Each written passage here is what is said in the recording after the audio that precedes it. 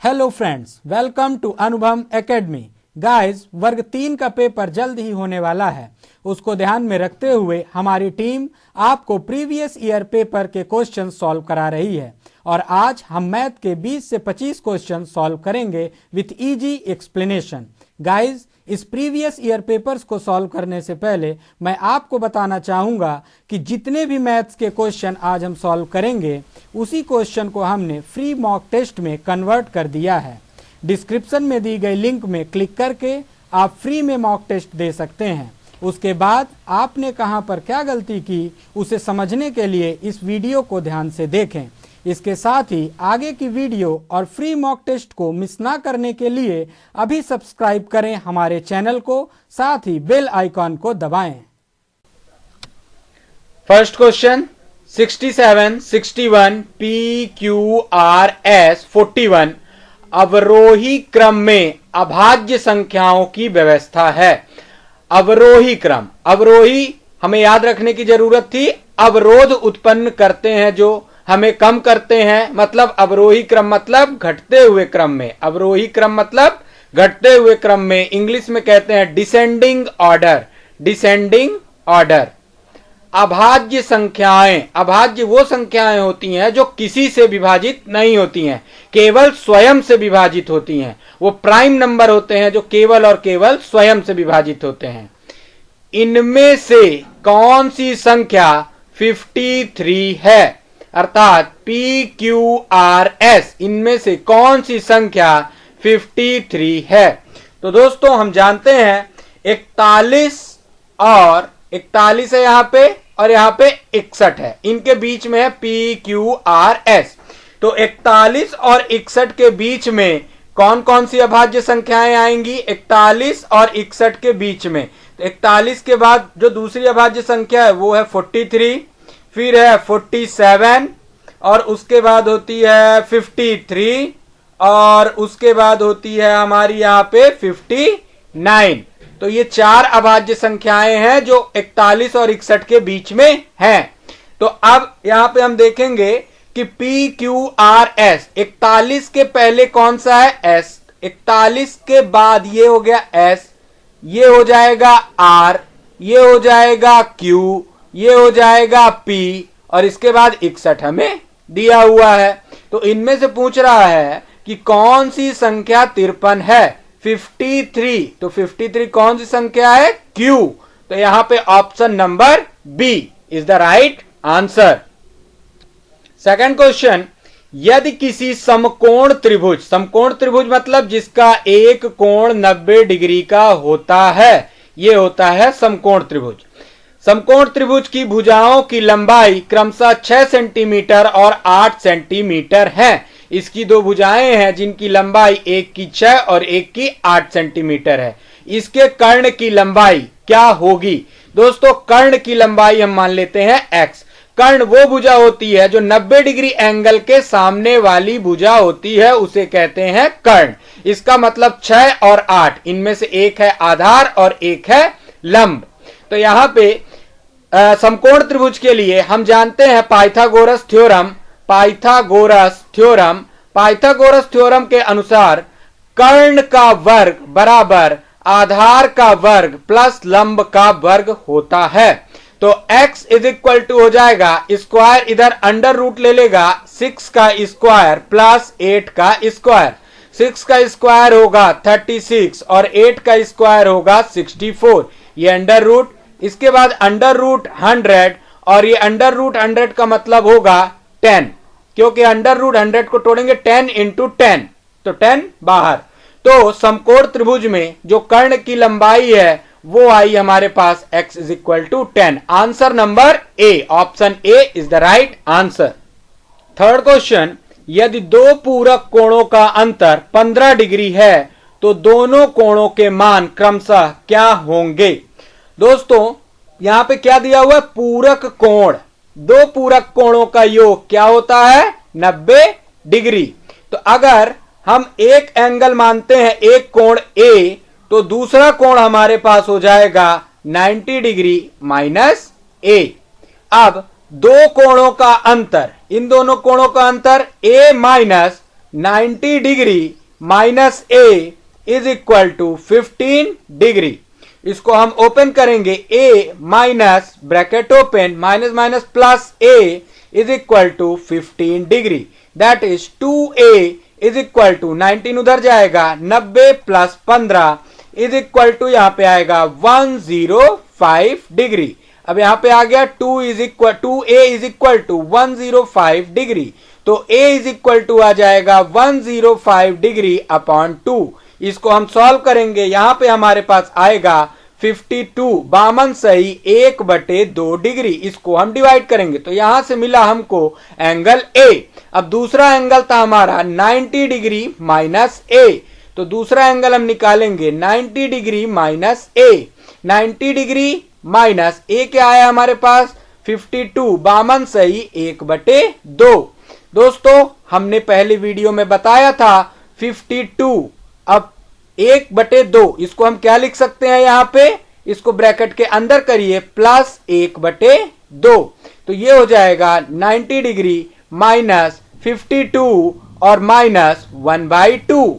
अब यहां पे 90 डिग्री में हम 52 को घटाएंगे तो यहां पर क्या आएगा, 10 में 2 यहां पे आएगा 8 और यहां पे 8 में 5 38 माइनस 1/2। 38 को हम लिख सकते हैं 37 प्लस 1 माइनस 1/2, तो इसके आगे हम लिखेंगे 1 माइनस 1/2 1/2, तो 37 प्लस 1/2। इसको हम पूरा क्या लिख सकते हैं 37 सही 1/2। तो दूसरा एंगल होगा हमारा 37 सही 1/2 और पहला एंगल होगा 52 सही 1/2। तो option number B is the right answer. Fourth question, उस वर्ग का परिमाप क्या होगा जिसका क्षेत्रफल उस वृत्त के क्षेत्रफल के बराबर है जिसका व्यास 4 सेंटीमीटर है। व्यास अर्थात डायामीटर, वृत्त सर्कल का डायामीटर यहां पे हमको क्या दिया हुआ है 4 सेंटीमीटर। तो रेडियस बराबर क्या होगा, रेडियस बराबर होता है डायामीटर का आधा, तो डायामीटर का आधा d/2 that is 4/2 that is 2। तो यहां पे हमारे पास जो त्रिज्या आई, रेडियस आई, वो आया 2 सेंटीमीटर। अब किसी भी वृत्त का क्षेत्रफल, सर्कल का जो क्षेत्रफल होता है उसका फॉर्मूला क्या होता है, सर्कल का क्षेत्रफल पाई आर स्क्वायर। तो पाई आर रेडियस क्या है हमारा 2 सेंटीमीटर, तो पाई इंटू 2 का स्क्वायर, ये आ गया हमारा 4 पाई सेंटीमीटर स्क्वायर या फिर वर्ग सेंटीमीटर कह सकते हैं, 4 पाई सेंटीमीटर स्क्वायर। अब जो वर्ग का क्षेत्रफल है वो इस सर्कल के क्षेत्रफल के बराबर है, जो वर्ग का क्षेत्रफल है वो सर्कल के क्षेत्रफल के बराबर है, तो वर्ग का क्षेत्रफल भी यहां पे हमारे पास हो जाएगा 4 इंटू पाई। अब वर्ग का क्षेत्रफल, अगर हम वर्ग की भुजा को मान लेते हैं x, वर्ग की भुजा जो है उसको हम मान लिए x, तो वर्ग का क्षेत्रफल हुआ x स्क्वायर बराबर क्या दिया हुआ है 4 जो अभी हमने निकाला है, तो x इज इक्वल टू क्या हो जाएगा √4 इंटू वाई, मतलब 2√पाई, ये हो गया वर्ग की भुजा, x की वैल्यू वर्ग की भुजा। अब हमको पता क्या करना है, वर्ग का परिमाप क्या होगा। किसी वर्ग का जो परिमाप होता है, वर्ग का परिमाप वो होता है 4 गुणे भुजा, 4 गुणे भुजा, चारों भुजाओं का योग भी कर सकते हैं, x plus x plus x plus x that is 4 into x, 4 गुणे भुजा 4, और भुजा क्या आई है x बराबर 2 इंटू √पाई। इसको हम मल्टीप्लाई करेंगे, ये हो जाएगा 8√पाई, ये हो गया वर्ग का परिमाप। तो सही ऑप्शन है option number B. Question number 5, यदि 1 1 1 1 1 1 1 1 1, यहां पे 1 हम गिन लेंगे कितने हैं 1 2 3 4 5 6 7 8 9, जिससे हमें लिखने में सहूलियत हो, को 111 से भाग दिया जाए तो भागफल होगा। यहां पे केवल एक्यूरेसी चेक करने के लिए ऐसे क्वेश्चन हमें दिए जाते हैं। तो कितने बनते हमने यहां पे गिना था 9, 1 2 3 4 5 6 7 8 9। इसको डिवाइड किससे करना है? 1 1 1 से। हम भाग दिए, क्या है 111 इंटू 1 111, कैंसिल हो गया और उतर आया क्या 1। लेकिन ये डिवाइड नहीं होगा, यहां लेंगे 0, यहां उतर आएगा 1, फिर हम एक 0 लेंगे, फिर उतर आएगा 1, फिर 111 इंटू 1 111 आएगा और ये हो जाएगा कैंसिल, फिर यहां उतर आएगा 1, लेकिन फिर यहां हम एक 0 लेंगे, उतर आएगा 1, फिर हम एक 0 लेंगे, उतर आएगा 1 और यहां पे होगा 1 और ये 1 1 1। और ये इस तरह के क्वेश्चन केवल एक्यूरेसी चेक करने के लिए आते हैं, तो इसका सही ऑप्शन होगा option number C 1 0 0 1 0 0 1, option number C. 6th question start करने के पहले मैं आपको बताना चाहूंगा दोस्तों, परिंदों को मंजिल मिलेगी यकीनन, ये फैले हुए उनके पर बोलते हैं। अक्सर वो लोग खामोश रहते हैं, जमाने में जिनके हुनर बोलते हैं। दोस्तों हिम्मत बनाए रखिए, यकीनन आपको सफलता मिलेगी। तो क्वेश्चन स्टार्ट करते हैं, पढ़ेंगे 231 और 596 को किस एक संख्या से गुणा करें कि दोनों गुणनफल बराबर हो जाएं। ऑप्शन दिया है 2 3 1 और 0। तो दोस्तों मैं आपको बताऊंगा यहां किन्हीं भी दो अलग अलग मान वाली संख्याओं को, कोई भी दो अलग अलग मान हो संख्याओं का, उनको 0 से गुणा करने पर दोनों संख्याएं 0 हो जाएंगी, अर्थात दोनों का गुणनफल बराबर हो जाएगा। 231 इंटू 0, किसी भी संख्या का 0 से गुणा करने पर 0 ही आता है। तो ऑप्शन के अनुसार यहां पे सही ऑप्शन होगा option number D. 7th question देखेंगे, 0.0159 में एक का स्थानीय मान क्या है। दोस्तों 0.0159, इसमें एक का स्थानीय मान निकालना है, अर्थात 0.01 यहां तक एक का। अब 0.011 को हम क्या लिख सकते हैं, कितने 0, 1 और 2, तो ये 1/100 हम इसको लिख सकते हैं। तो जो एक का स्थानीय मान है इसमें 0.01 में, वो है 1/100, अर्थात option number C is the right answer. 8th question, सायं 3:21, सायं शाम के 3:21, दोपहर के बाद 5 घंटे 28 मिनट पहले क्या समय था। 3:21 शाम के, अगर हम इसको 24 आवर फॉर्मेट में लिखें, 24 आवर फॉर्मेट मतलब 12 बजे के बाद 13 बजे, 14 बजे, 15 बजे, तो 12 क्या करना पड़ता है, उसमें जोड़ना पड़ता है। 3:21 को अगर हमें 12 आवर फॉर्मेट में जोड़ना लिखना है तो हम इसको लिखेंगे 12:00, अर्थात इसको हम लिख सकते हैं 15:21। ये है सायं। इसके बाद हमको पता करना है 5 घंटा 28 मिनट पहले क्या समय रहेगा। 5 घंटे 28 मिनट, इस दोनों को हमको इसमें से कम करना है। तो पहले हम इसमें 5 घंटे कम कर देते हैं। जब 5 घंटे हमने कम किया तो हमारे पास आ गया 10:21। अब इसमें 28 मिनट हमको और कम करना है। ये जो 28 मिनट था इसमें हमको 28 मिनट और कम करना है। ये देखेंगे 28 से कम है, इसलिए हम इसको ऐसे लिख देते हैं, ये जो 10 था इसको हम कर देते हैं 9 बजे, और इसका जो 1 घंटे हमने कम किया अर्थात 60 मिनट, वो 60 मिनट हमने जोड़ दिया किसमें, 21 में। तो 60 मिनट जब इसमें जोड़ा ये हो गया हमारा 81। 9:81, अर्थात 28 मिनट अब हम इसमें माइनस कर देंगे। तो यहाँ पे कितना आएगा 3, और यहाँ पे कितना आएगा 5, और ये हो जाएगा 9, अर्थात 9:53 सुबह होगा, 5 घंटे 28 मिनट पहले। तो option number D is the right answer. 9th question, निम्न में से गलत कथन चुनिए। पहला, 2 परिमेय संख्याओं का योग परिमेय संख्या होता है। दूसरा, 2 अपरिमेय संख्याओं का योग सदैव अपरिमेय संख्या होता है। इसमें से गलत कथन कौन सा है, मतलब क्या गलत है। तो दो परिमेय संख्या। परिमेय संख्या क्या होती है दोस्तों? परिमेय संख्या मतलब है रेशनल नंबर, इंग्लिश में कहते हैं रेशनल नंबर, जो p बटे q के फॉर्म में होता है और q does not equal to 0 होता है।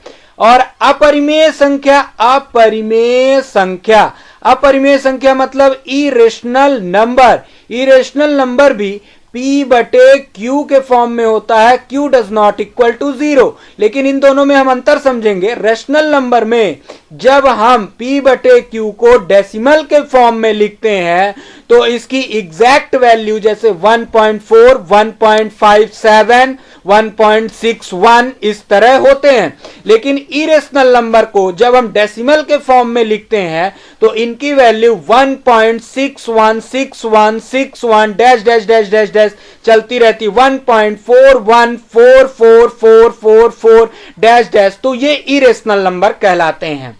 तो पहला ऑप्शन जो कह रहा था कि दो परिमेय संख्याओं का योग परिमेय संख्या होता है, बिल्कुल सही है दोस्तों कि दो परिमेय संख्याओं का योग परिमेय संख्या होता है, तो ये ऑप्शन नहीं होगा।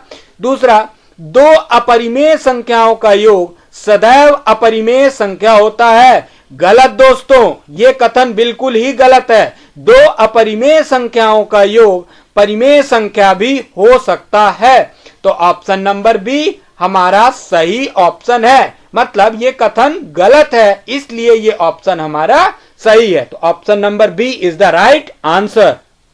10th क्वेश्चन, 18 मीटर लंबे, 6 मीटर चौड़े और 3 मीटर मोटे चबूतरा, चबूतरे की जो लंबाई है वो है 18 मीटर और जो चौड़ाई है वो है 6 मीटर और जो ऊंचाई अर्थात मोटाई है, ऊंचाई कहें या मोटाई कहें, वो है यहां हमारे पास 3 मीटर। उसके बाद पढ़ेंगे 9 सेंटीमीटर गुणे 4 सेंटीमीटर गुणे 3 सेंटीमीटर माप, ये भी दिया हुआ है ईंट का आयतन। तो कितनी ईंटें लगेंगी इस चबूतरे को बनाने में? तो चबूतरे का जो आयतन है, चबूतरे का आयतन हम लेते हैं लंबाई गुणे चौड़ाई गुणे ऊंचाई, ये हो गया ऊंचाई, है ना। इसका आयतन तीनों का गुणा करेंगे, 18 गुणे 6 गुणे 3, इसका मल्टीप्लाई करेंगे, 6 3 जा 18, 18 इंटू 18 324 मीटर क्यूब अर्थात घन मीटर, ये चबूतरे का आयतन है। अर्थात इतने आयतन का चबूतरा हमको बनवाना है। अब एक ईंट का जो आयतन यहाँ पे दिया हुआ है वो दिया हुआ है 9 सेंटीमीटर। देखेंगे दोस्तों कि चबूतरे का आयतन दिया था मीटर में, ईंट दिया है सेंटीमीटर में, तो 9 centimetre into 4 centimetre into 3 centimetre. तो पहले तो हमें इसे मीटर में कन्वर्ट करना पड़ेगा, तो 1 मीटर बराबर होता है 100 सेंटीमीटर। तो 9 सेंटीमीटर बराबर कितना होगा? अगर हम 9 सेंटीमीटर बराबर देखें तो ये हो जाएगा 9/100 मीटर के रूप में। तो 9 सेंटीमीटर, तो 9 सेंटीमीटर को मीटर में लिखेंगे तो 9/100। 4 सेंटीमीटर को लिखेंगे 4/100, ये सब अब मीटर के रूप में आ रहा है। ये 4/100 मीटर, 9/100 मीटर गुणे 3/100 ये मीटर। ये क्या है? ईंट का आयतन। तो 9 इंटू 4 इंटू 3, 4 3 जा 12 इंटू 9 108 अपॉन नीचे जीरो कितने हैं? 2 2 4 और 2 6, तो 1 और 6 जीरो, 1 2 3 4 5 6, ये हमारा आ गया ईंट का आयतन मीटर क्यूब में अर्थात घन मीटर में। अब हमें चबूतरा बनाने में ईंटों की संख्या, कितनी ईंटें लगी, उसके लिए हम क्या करेंगे? कुल चबूतरे का आयतन कितना आया था? 324 मीटर क्यूब, और उससे हम भाग देंगे एक ईंट के आयतन से। एक ईंट का आयतन कितना है? 108 अपॉन 1, 1 2 3 4 5 6, तो ये जो है ये ऊपर चला जाएगा। 324 इंटू 1, 1 2 3 4 5 6 बटे में आएगा 108। अब 108 इंटू 3 से काटेंगे, पूरा कट जाएगा और यहां पे हमारे पास आएगा 3 और 0 कितने थे? 1 2 3 4 5 6, और यहां पे आ जाएगा मीटर क्यूब, अर्थात 3 इंटू 6 कितने थे, 0 कितने थे 6, तो 10 की पावर 6 मीटर क्यूब। ये आ गया हमारा, इतनी ईंटें चबूतरे को बनाने में लगेंगी। तो option number B is the right answer. Question number 11 देखेंगे। दो संख्याओं का योगफल 45 है। उन संख्याओं का अंतर उनके योगफल का 1/9 गुना है। उन संख्याओं का लघुत्तम समापवर्त होगा। दो संख्याएं हम मान लेते हैं, एक x और एक y। दो संख्याओं का योग क्या है, x plus y is equal to क्या दिया हुआ है, 45। उन संख्याओं का अंतर, उन संख्याओं का अंतर मतलब x माइनस वाई, उन दोनों का योग था 45। उन संख्याओं का अंतर x minus y is equal to उनके योगफल का 1/9। कौन, ये जो अंतर है ये 1/9 है। ये तो बराबर लगाने के लिए 1/9 हम योगफल की तरफ ले जाते हैं। 1/9 बरा इंटू एक्स प्लस वाई। अब x प्लस वाई की जो वैल्यू है यहां पर हमको क्या दी हुई है, 45। तो x minus y is equal to हमको यहां पर मिलेगा 5। तो x plus y is equal to हमारे पास है 45 और x minus y is equal to है हमारे पास यहां पे 5। इन दोनों इक्वेशन को हम जोड़ेंगे तो यहां पे हमको मिलेगा x और x 2x, ये है प्लस वाई, ये माइनस वाई कैंसिल हो जाएगा, यहां पे आएगा हमारे पास 50। तो x बराबर यहां पे हमारे पास आएगा 25।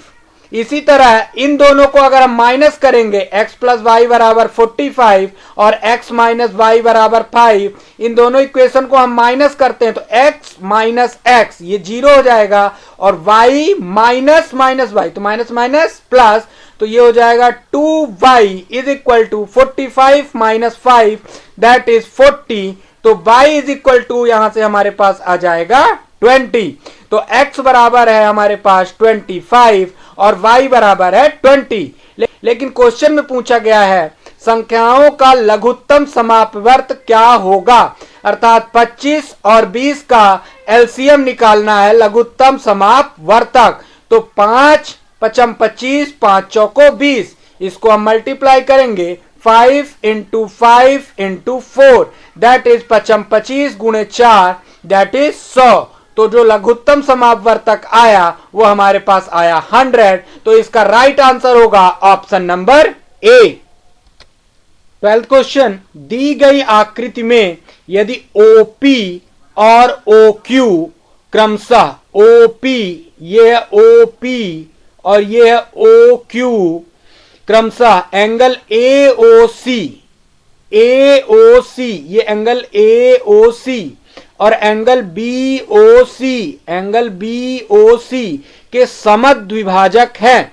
समद्विभाजक मतलब सम माने बराबर दो भागों में, द्विभाजक, द्वि माने दो, बराबर दो भागों में जो बांटे समद्विभाजक हैं, तो एंगल POQ का मान क्या होगा। एंगल POQ अर्थात इस एंगल की वैल्यू पता करनी है, एंगल POQ। तो दोस्तों हम यहां देखेंगे एंगल POC, एंगल जो POC है, angle POC is equal to half angle AOC। AOC जो है, AOC उसका आधा है POC। क्यों आधा है, क्योंकि क्वेश्चन में दिया हुआ है कि जो OP है वो समद्विभाजक है, अर्थात दो बराबर भागों में बांटा है किसको, AOC को। तो ये एंगल और ये एंगल आपस में बराबर बराबर अर्थात आधे आधे हो जाएंगे जब OP इसको बराबर भागों में बांट दिया, समद्विभाजक। तो एंगल POC बराबर हाफ एंगल AOC। इसी तरह से एंगल COQ, एंगल COQ, ये है angle COQ is equal to आधा होगा एंगल COB के, क्योंकि जो OQ है वो समद्विभाजक है BOC के लिए। तो यहां पे ये दो इक्वेशन हमको मिल गई। अब इन दोनों को हम जोड़ देंगे तो ये होगा angle POC plus angle COQ is equal to half angle AOC plus half angle COB। अब हाफ हमने बाहर लिया, अंदर बचा angle AOC plus angle COB। अब angle AOC plus angle COB, ये अर्थात ये पूरी स्ट्रेट लाइन का एंगल का योग है, अर्थात रैखिक युग्म है। और किसी रैखिक युग्म में पूरा कोण, एक लीनियर स्ट्रेट लाइन का एंगल होता है 180 डिग्री, तो ये हो जाएगा 1/2 180 डिग्री। तो angle POC plus angle COQ, angle POC angle COQ बराबर होगा एंगल POQ के। यही हमको पता करना था, एंगल POQ। दोस्तों आप इसको खुद एक बार अपने रफ में सॉल्व करके देखिए, आपको ये क्वेश्चन बहुत इजी और बहुत आसान लगेगा। और इससे जो मैंने सॉल्व किया है, जहां भी गलती हो इस डिस्क्रिप्टिव क्वेश्चन को यहां से देखें। तो इसका सही आंसर होगा 1/2 इंटू 180 डिग्री, ये आएगा 90 डिग्री। तो आंसर है यहां पे हमारा option number D, 90 degree. 13th question, एक उद्यान 500 मीटर लंबा 500 मीटर लंबा तथा 400 मीटर चौड़ा 400 मीटर चौड़ा है। उद्यान के चारों ओर भीतरी ओर एक 5 मीटर चौड़ा रास्ता बना हुआ है। 5 मीटर चौड़ा रास्ता अर्थात 5 मीटर चौड़ा रास्ता उद्यान के चारों ओर बना है। 5 मीटर चौड़ा, ये है यहां 5 मीटर, चारों तरफ 5 मीटर चौड़ा रास्ता बना हुआ है। रास्ते का क्षेत्रफल क्या होगा? अर्थात ये जो रास्ता है हमारा, ये इस पूरे रास्ते का क्षेत्रफल हमको पता करना है। ये जो 5 मीटर का रास्ता है, अब अगर हमें इस रास्ते का क्षेत्रफल निकालना है, रास्ते का क्षेत्रफल, तो हमें क्या करना होगा कि जो कुल क्षेत्रफल है उद्यान का, पूरे उद्यान का क्षेत्रफल, पूरा उद्यान का क्षेत्रफल, पूरे उद्यान का क्षेत्रफल, इसमें हम माइनस कर देंगे जो रास्ता है उसको छोड़कर इस पोर्शन को, अर्थात रास्ता रहित, मतलब जिसमें रास्ता नहीं है उसको हम घटा देंगे। पूरे में इस क्षेत्रफल को हम घटा देंगे तो रास्ते वाला क्षेत्रफल आ जाएगा। तो यहां पे रास्ता रहित क्षेत्रफल, रास्ता रहित मतलब जिसमें रास्ता नहीं है, उस क्षेत्रफल को हम यहां से घटा देंगे। तो उद्यान का क्षेत्रफल क्या है? लंबाई है 500, चौड़ाई है 400, तो उद्यान का क्षेत्रफल होगा लंबाई गुणे चौड़ाई। लंबाई है 500, चौड़ाई है 400 माइनस रास्ता रहित क्षेत्रफल। यहां पे रास्ता रहित क्षेत्रफल कैसे निकालेंगे? यहां हम देखेंगे कि ये है 5 मीटर और नीचे भी है 5 मीटर, तो 5 और 5 मीटर, ये जो अंदर का आयत है इसमें ये वाला 5 और ये वाला 5, 5 और 5 10, इतना जो लेंथ है वो हम 400 में हटा देंगे। तो 400 में जब हम 10 माइनस करेंगे, 400 माइनस 10, तो आएगा 390। तो चौड़ाई हो गई हमारी 390। इसी तरह लंबाई में इधर जो 5 मीटर है और इधर जो 5 मीटर है उसको हटाना है। 5 मीटर इधर से हमने हटाया तो हो गया 495, फिर 5 मीटर इधर से हटाया तो हमारे पास हो गया 490। तो लंबाई हो गई 490 मीटर और चौड़ाई हो गई 390 मीटर। तो रास्ता रहित क्षेत्रफल इसका हो गया 490 गुणे 390। इतना हम इसमें घटा देंगे तो रास्ते का क्षेत्रफल आ जाएगा। अब 500 गुणे 400 कितना होगा? 500 को 20 और 0 कितने? 1 2 3 4, तो 1 2 3 4 ये हो गया हमारे पास। इसके बाद 4490 इंटू 390, 49 और 39 का हमने मल्टीप्लाई किया, क्या मिला यहाँ पे हमको 1911 और जीरो कितने थे, 1 और 2, 1 और 2। अब इसमें हम इसको माइनस करेंगे तो यहाँ पे हमको मिलेगा 8900 मीटर स्क्वायर। ये हो गया इस तरह हमारे रास्ते का क्षेत्रफल, जो चारों तरफ से 5 मीटर चौड़ा रास्ता बना हुआ है। तो सही आंसर है option number B. 14th question, एक द्विअंकीय संख्या, 2 अंकीय संख्या मतलब 2 अंकों की संख्या, हमने मान लिया 2 अंक हैं x और y, टोटल कुल कहलाएगी संख्या और ये x और y कहलाएंगे अंक। तो द्विअंकीय संख्या के 2 अंकों का योग, दोनों अंकों का योग अर्थात अंकों का x प्लस y, दोनों अंकों का योग कितना है हमारे पास 15, और 2 अंकों के बीच का अंतर कितना है x minus y is equal to 3। इस द्विअंकीय संख्या के 2 अंकों का, क्वेश्चन को समझेंगे, संख्या तो अलग हो गई, जैसे हमने 12 लिख दिया, ये हो गया एक संख्या, और इसके अंकों की बात करें तो अंक है 1, अंक है 2। तो द्विअंकीय संख्या जो आएगी उसके अंकों का गुणनफल लास्ट में हमको पता करना है, अर्थात हमको पता करना है x इंटू वाई बराबर क्या होगा, ये पूछ रहा है हमसे क्वेश्चन में, x इंटू वाई। अब इसको हम सॉल्व करेंगे, x प्लस वाई बराबर 15, x माइनस वाई बराबर 3, इसको हम जोड़ देंगे, कितना आएगा x प्लस x, ये हो जाएगा हमारे पास 2x, y plus minus y, तो plus y minus y cancel, तो 0 आ जाएगा, इज इक्वल टू 15 और 3 कितना हो गया यहाँ पे हमारे पास 18। तो x बराबर हो जाएगा, 2 से इधर लाएंगे, ये हो जाएगा 18/2, दैट इज x बराबर 9। अब इसी किसी इक्वेशन में हम पुट करेंगे x की वैल्यू, जैसे x प्लस वाई बराबर क्या दिया हुआ है 15, तो x बराबर हमने रखा 9 plus y is equal to 15, तो y बराबर होगा 15 माइनस 9 दैट इज 6। तो y बराबर आ गया यहाँ पे हमारे पास 6। अब क्वेश्चन में हमसे क्या पूछा गया था, x इंटू वाई, अंकों का गुणनफल, तो x बराबर है हमारे पास 9, y बराबर है हमारे पास 6, दोनों का गुणनफल आया 54। तो क्वेश्चन को अच्छे से पढ़कर क्वेश्चन को सॉल्व करेंगे तो यहाँ पे सही आंसर होगा ऑप्शन नंबर बी 54।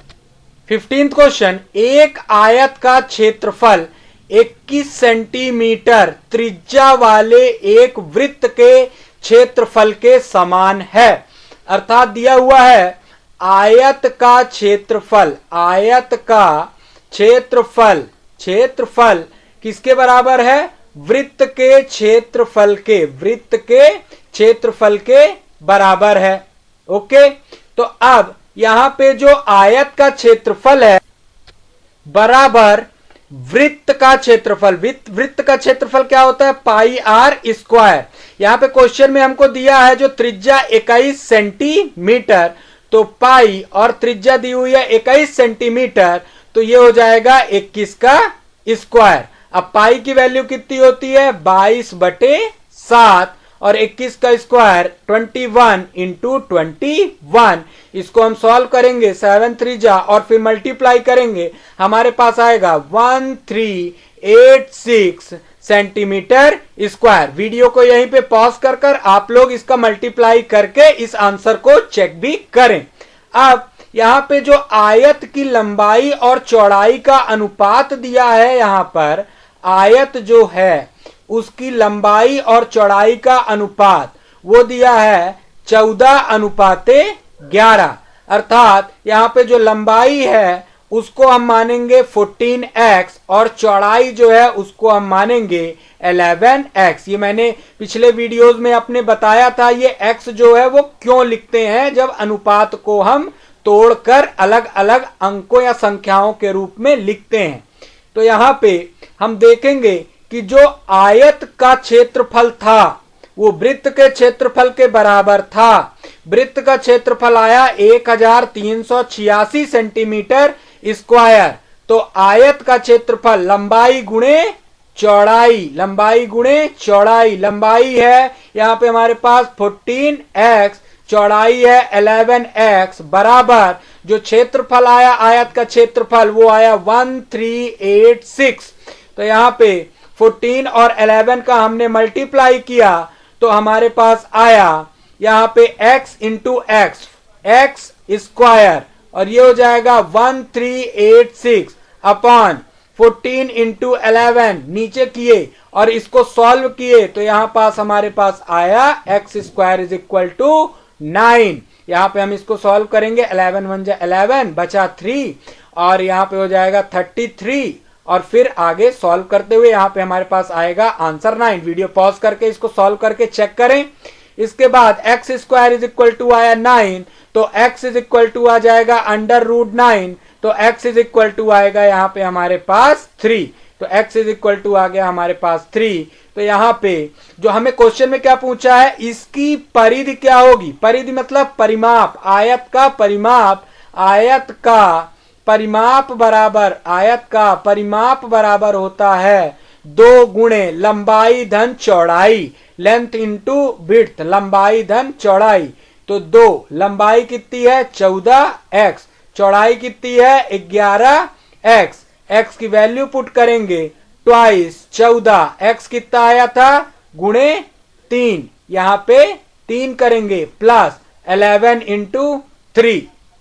इसके आगे बढ़ेंगे ट्वाइस 14 इंटू 3 में हम 3 को कॉमन ले लेंगे तो यहां आ जाएगा बाहर 2 इंटू 3 इंटू और यहां पे 14 प्लस 11 अंदर बचेगा ब्रैकेट में, उसको जोड़ेंगे 14 प्लस 11 वो हो जाएगा 25, तो हो जाएगा 2 गुणे 3 गुणे 25, तो यहां पे आएगा 25 तिया 75 दूनी 150 सेंटीमीटर। तो जो आयत का परिमाप आया वो आया ऑप्शन नंबर डी 150 सेंटीमीटर। दोस्तों वीडियो को पॉज करके इस क्वेश्चन को रफ में जरूर अभी लगाएं, सॉल्व करें, अच्छा क्वेश्चन है, समझने के लिए क्वेश्चन है, तो सही ऑप्शन है ऑप्शन नंबर डी।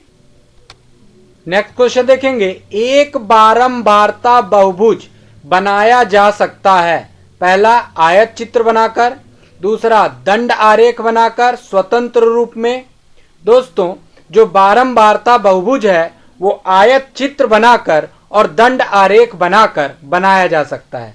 ग्राफ के माध्यम से देखेंगे हम, यहाँ पे ये ग्राफ है और यहाँ पे हम बारंबारता बनाएंगे, जैसे 1 2 3 4 5 और यहाँ पे हम ले लेते हैं प्राप्तांक हैं, किसी के प्राप्तांक हैं, यहाँ पे हम ले लिए 10 20 30 40 50। अब हमने 10 को जो इनकी बारंबारता थी उसको हमने दर्शाया किससे, आयत से। ये हो गया एक आयत, ये हो गया दूसरा, ये हो गया तीसरा, ये हो गया चौथा। अब इसके बाद रेखा के माध्यम से यहाँ पे मिले 2, बारंबारता की जो लाइन है उसमें हमने लिया 2, फिर ये जोड़ा हमने यहां से इसके बिंदु पे, इसके बिंदु पे, इसके बिंदु पे। तो दंड आरेख और आयत चित्र के माध्यम से हम ये बारंबारता का जो बहुभुज है बना सकते हैं। तो इसका सही आंसर होगा ऑप्शन नंबर डी, ए और बी दोनों। नेक्स्ट क्वेश्चन पढ़ेंगे, संख्या 526 गुणे 285 गुणे 730 गुणे 272 की पावर 485 में इकाई का अंक। दोस्तों ये पूरा मल्टीप्लाई आपसे नहीं पूछा जा रहा, केवल इकाई का अंक। इसका मतलब इसमें कुछ ट्रिक है, कुछ सोचकर हमको इस क्वेश्चन को सॉल्व करना है। तो ये है 526 गुणे 285 गुणे 730 गुणे 272। इसमें हम इकाई के अंक पता करना है, तो इनके इकाई के अंक हम लेते हैं 6 गुणे 5 गुणे 0 गुणे 2। अब हम देखेंगे यहाँ बीच में मल्टीप्लाई में 0 है, 0 का गुणा किसी भी अंकों से करने पर वह अंकों को 0 ही बनाता है। तो इकाई के अंक में अगर 0 है तो जो भी आंसर इन सभी संख्याओं का मल्टीप्लाई करने से आएगा उसके इकाई अंक में 0 रहेगा। अब पावर क्या है यहाँ पे 485, तो हमने इसको कर दिया डैश डैश डैश डैश, जो भी संख्या आएगी उसके अंकों के इकाई अंक में 0 की पावर 485। तो इकाई अंक में 0 है तो 0 की पावर 485, 0 के पावर कुछ भी हो वो 0 ही आएगा। इसका मतलब यहां पे जो हमारे पास आंसर होगा option number C is the right answer. 18th question theoretical question है, इसको पढ़ के तर्क शक्ति सोच के आधार पर हमको आंसर देना होगा। अमीना 32 के गुणनखंड इस प्रकार करती है कि 1 2 4 8 16 32 तथा इन सभी गुणनखंडों को जोड़कर यह निष्कर्ष निकालती है कि 32 एक संपूर्ण संख्या है। अध्यापक होने के नाते आप किस प्रकार अपनी राय उसको देंगे। दोस्तों, अमीना 32 के सही गुणनखंड करती है, किंतु संपूर्ण संख्या की परिभाषा को समझते हुए वह गलती से जो गुणनखंड का योग है वो 63 के स्थान पर 64 ज्ञात कर लेती है। यह संभव हो सकता है। इस आधार पर अध्यापक अपनी राय उसको ए के रूप में दे सकता है। ए अर्थात अमीना गुणनखंडों का योग ठीक करे तथा योगफल का आधा करके ही निष्कर्ष ज्ञात कर ले। लेकिन किंतु वह निश्चित रूप से यह नहीं कह सकता कि अमीना को संपूर्ण संख्या ज्ञात करना ठीक तरह से आता है या नहीं आता है। इस आधार पर हम उसको कह सकते हैं कि ऑप्शन नंबर बी, जैसे अमीना 32 के ठीक गुणनखंड करे क्योंकि योगफल एक कम है और जो पूरा होकर संपूर्ण संख्या की शर्त पूरी करता है। ये भी हम नहीं कह सकते। अमीना ने संपूर्ण संख्या के रूप में अपना निष्कर्ष ठीक ज्ञात किया है, गलत निष्कर्ष तो ठीक ज्ञात नहीं किया है। तो इसका मतलब ये तीनों जो ऑप्शन है इनमें से अध्यापक अपना कोई भी ऑप्शन उसे नहीं दे सकता। इसका मतलब उपरोक्त में से कोई नहीं। Answer number D, option number D. Next question, गणित का पाठ्यक्रम में स्थान इसलिए महत्वपूर्ण है क्योंकि यह सहायक है। पहला, भौतिक विज्ञान। दोस्तों, जो गणित है वह हमारी जो पढ़ाई होती है, जो हमारी शिक्षा होती है, उसमें विज्ञान की विभिन्न शाखाओं के अध्ययन में सहायक है। तो भौतिक विज्ञान में भी सहायक है, रसायन विज्ञान में भी सहायक है, सांख्यिकी के अध्ययन में भी सहायक है। अर्थात जो गणित का पाठ्यक्रम है उपरोक्त सभी चीजों में सहायक है। तो option number D is the right answer. Last question, गणित पाठ्य पुस्तक की सामग्री का विकास किस रूप में होना चाहिए। दोस्तों, जो गणित पाठ्य पुस्तक की सामग्री का विकास है वह तर्क संगत रूप में होना चाहिए, क्योंकि गणित की प्रत्येक समस्या को हल करने के लिए मानसिक कार्य की आवश्यकता होती है। पाठ्यक्रम का अन्य कोई विषय ऐसा नहीं है जो गणित की तरह छात्र के मस्तिष्क को क्रियाशील बनाता है। इसलिए इसका जो ऑप्शन नंबर बी है, तर्क संगत, ये होगा right option, option number B. दोस्तों, इन सभी सॉल्यूशंस को देखने के पहले मैं आपको कहना चाहूंगा कि आप इस वीडियो के नीचे दी गई डिस्क्रिप्शन में लिंक को क्लिक करें, मॉक टेस्ट दें और क्वेश्चन को स्वयं सॉल्व करें, अपना स्कोर पता करें। और स्कोर कैसे पता करेंगे, आप देखेंगे यहाँ सबमिट की बटन है, ये सबमिट की बटन, जब आप लिंक में सबमिट करेंगे आपको अपना स्कोर पता चलेगा। तो दोस्तों, उसके बाद आप इस वीडियो को देखें, डिस्क्रिप्शंस को समझें। तो दोस्तों, इस वीडियो को सब्सक्राइब जरूर करें और आगे आने वाली वीडियो को आप आसानी से प्राप्त करें और आगे आने वाली वीडियो को में जो प्रश्न दिए रहेंगे उनको हल करें। नमस्कार दोस्तों।